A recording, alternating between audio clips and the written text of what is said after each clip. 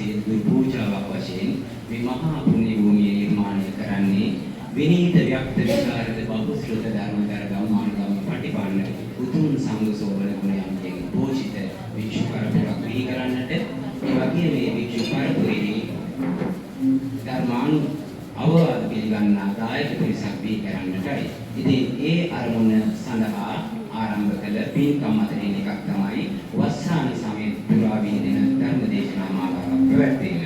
මෙවර වස්සාන ධර්ම දේශනා මාලාවේ දෙවන ධර්ම දේශනාව සඳහා වජිරඥාන ධර්මායතනයේ ගෞරවනීය ආරාධනය ලැබුවේ වැයවර දොළොන් තලාව ධම්මසිරි ආරණ්‍ය සේනාසන වාසී පූජ්‍යපාද පුහුල්වැල්ලේ සාරද ගෞරවනීය ස්වාමීන් වහන්සේ. අපි අපගේ ගෞරවනීය ස්වාමීන් වහන්සේට පින් අනුමෝදන් කරමු. සුභිමතුනි මේ පින්වත් දවසේ අපි මේ උතුම් පුණ්‍ය භූමියට පැමිණලා බොහෝ පින්කම් කළා. මල් පහන් සුවඳ දුන් ජගත් පිළිත් විලම්පත් සහිත අසිරිමත් සම්බුද්ධ පූජාවක් පැවැත්වුවා. ඒ වගේම පංච සීලයේ සමාදන් වෙනා අනාත්ම අවබෝධයේ පිණිස හේතු වන ඊටමත් වටිනා සත්‍යම දේශනාවක් ශ්‍රවණය කළා. පින් දුන්න පින් අනුමෝදන් වුණා. පරිස්කාර පූජා කළා. වතාවක් සිදු කළා. මේ ආකාරයට අපරස් කළා මේ සීල පින් ගෞරවනීය ස්වාමීන් වහන්සේට අනුමෝදන් වෙත්වා.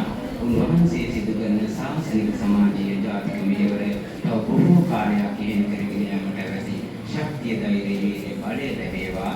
අපගේ ගෞරවනීය ස්වාමීන් වහන්සේව උතුම් සම්බුද්ධ පූජා සම්බුද්ධ ශාසනයේ පූජා කළ පින්වත් දෙමෝපියන්ට මේ සියලු පින් උතුම් නිවීම පිණිස වේවා.